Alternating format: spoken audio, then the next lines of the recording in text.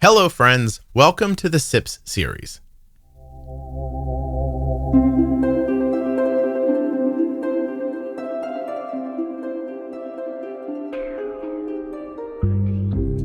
These foundational strategies were nominated by listeners. They told me these are the ideas in the podcast that truly made a difference for them.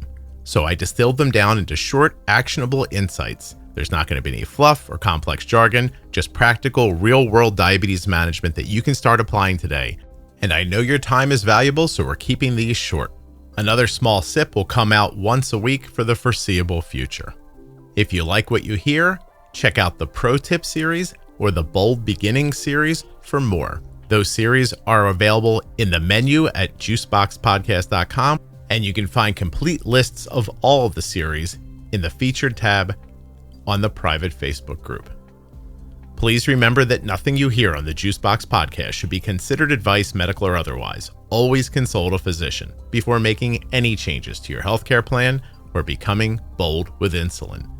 The questions you have, I guarantee you, there's answers to them in the Juicebox Podcast, and it's all free.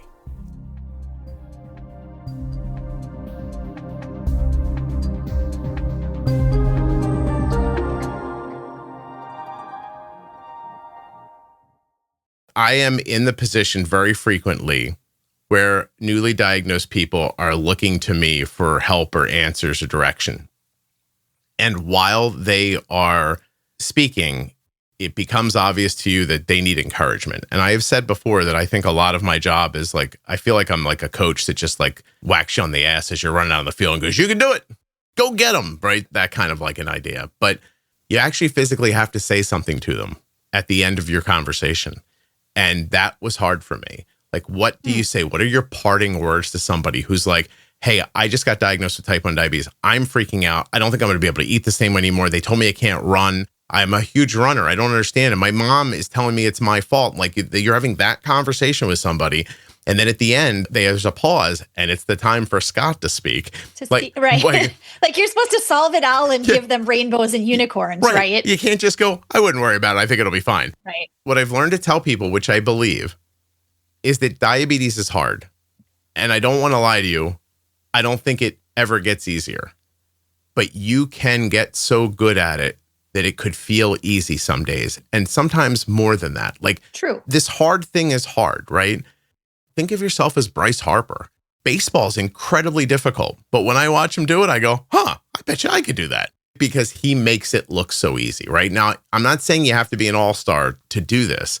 I'm saying that after some time and experience and getting your feet under you, listening to Bold Beginnings, listening to pro tips, figuring out how insulin works, learning how about timing and amount, and learning how fat and protein impact your food, it could actually feel the way it feels for me now. And I'm not bragging to tell you that, like, I don't think about diabetes like that anymore, and that I am not burdened by it. Right. Like, big picture stuff, I wish my daughter didn't have autoimmune issues. And there's stuff that comes along with it.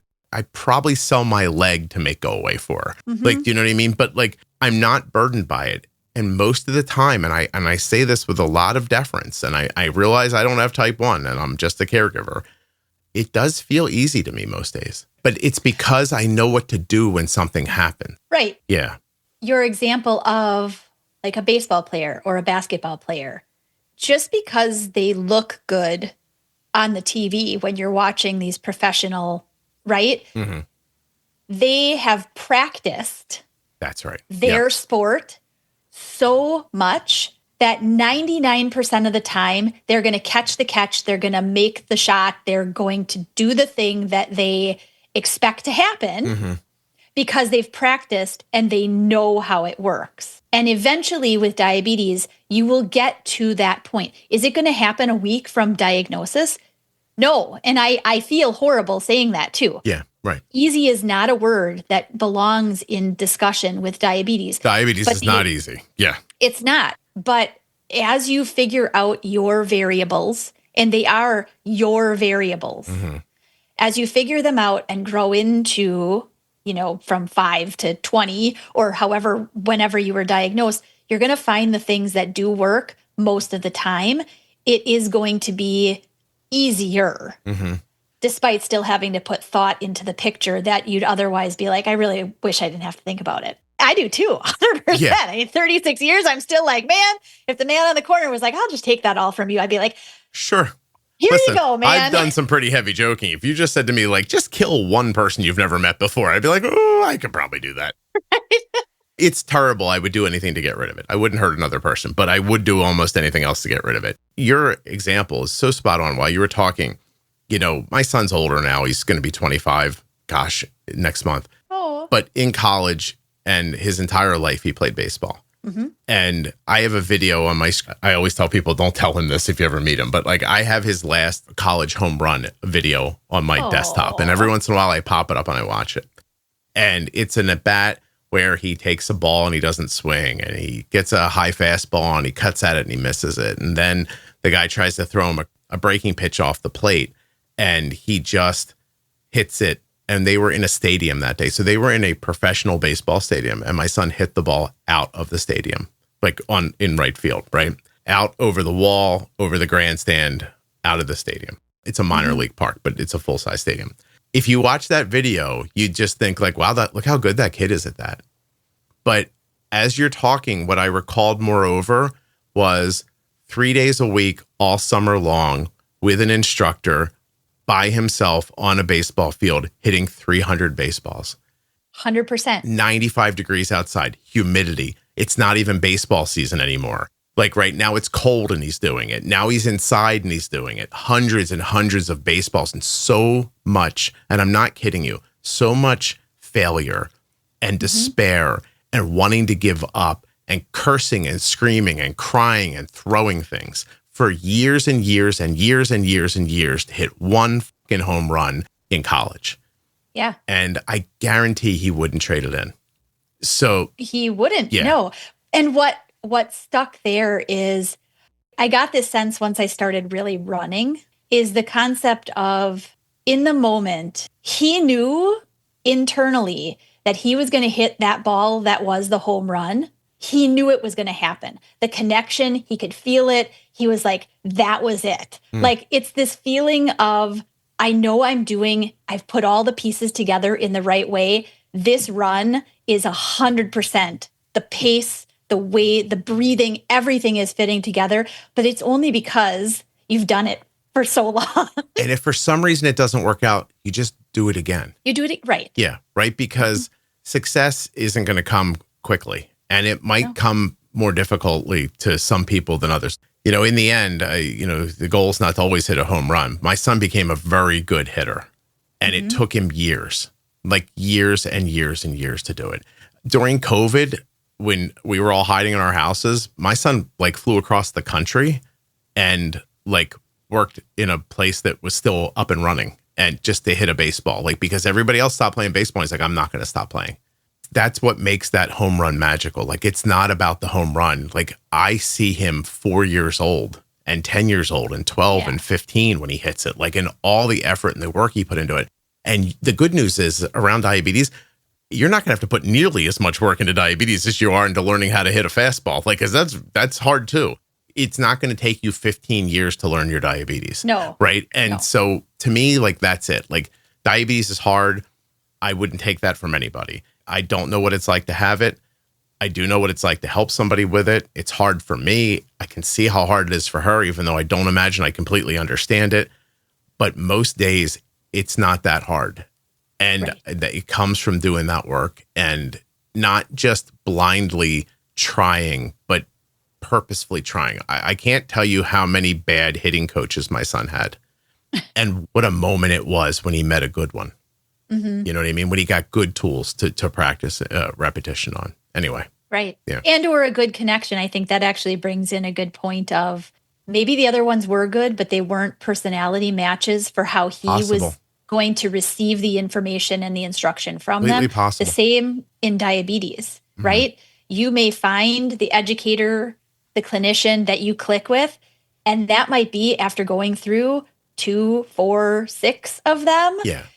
But keep looking, right? Well, Jenny, there's a now listen, you're Midwestern. Everybody loves you. But like, it's just the way I say, listen, I could probably line up a couple of 50,000 people to like show up for me. you know what I mean, who would tell you like great things. I could probably find exactly as many people who hate my guts and don't like the way I talk or the way I say things. I know people who like me who don't like me. I'm actually thinking of a person right now who I think genuinely likes me and hates me at the same exact time. And around diabetes, right? And Would that be your wife? No. We've been married for 30 years. She just doesn't like me most of the time. My point is that my message, my tone, the way I do things, like the way I just said what I said is going to vibe with some people. And I've seen it recently online. Someone said, you know what I love about Scott? No bullshit with Scott.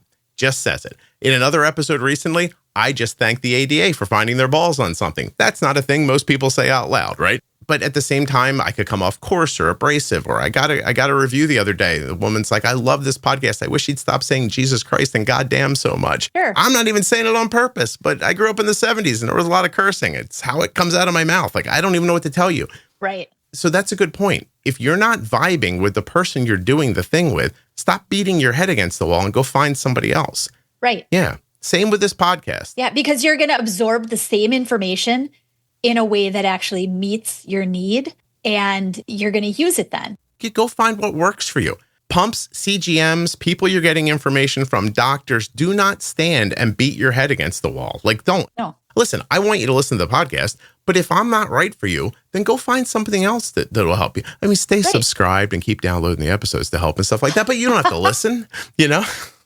You can read the transcripts. I mean, they're not always perfect. No, hey, listen, AI is doing a pretty good job making those transcripts. Yes. All right. Thank you very much. Sure.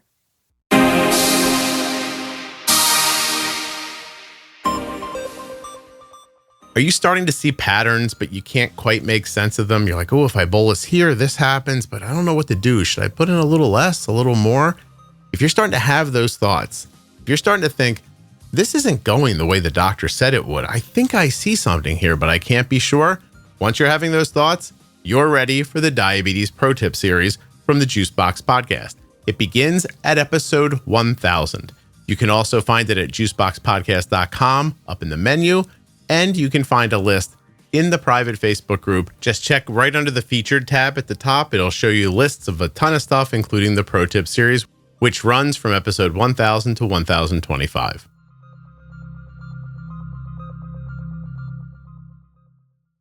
If you or a loved one was just diagnosed with type 1 diabetes and you're looking for some fresh perspective, the Bold Beginnings series from the Juicebox Podcast is a terrific place to start. That series is with myself and Jenny Smith. Jenny is a CDCES, a registered dietitian, and a type 1 for over 35 years. And in the Bold Beginnings series, Jenny and I are going to answer the questions that most people have after a type 1 diabetes diagnosis. The series begins at episode 698 in your podcast player, or you can go to juiceboxpodcast.com and click on Bold Beginnings in the menu. If you're not already subscribed or following in your favorite audio app, please take the time now to do that. It really helps the show. And get those automatic downloads set up so you never miss an episode. Thank you so much for listening. I'll be back very soon with another episode of the Juicebox Podcast. The episode you just heard was professionally edited by Wrong Way Recording. WrongWayRecording.com.